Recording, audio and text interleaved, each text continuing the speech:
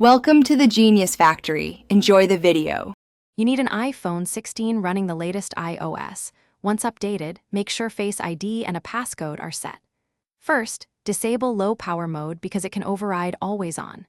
Now go straight to Settings, choose Display and Brightness, and tap Always On to enable it. You're doing this first so the system initializes display management.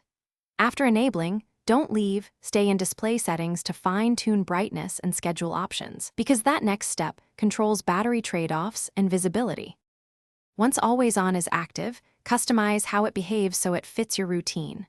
Lower the Always On brightness and enable aggressive dimming to save power.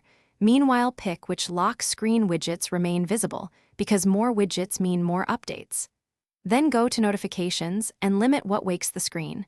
Allow critical alerts, but turn off banners and badges that aren't needed.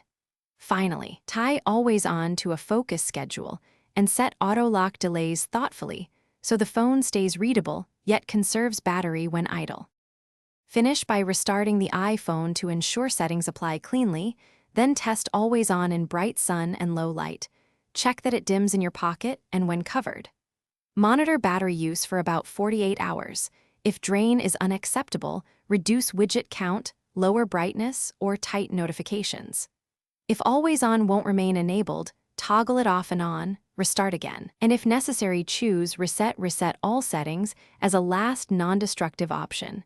Then contact Apple support if the problem persists. Thanks for watching. If you found this helpful, don't forget to like and subscribe.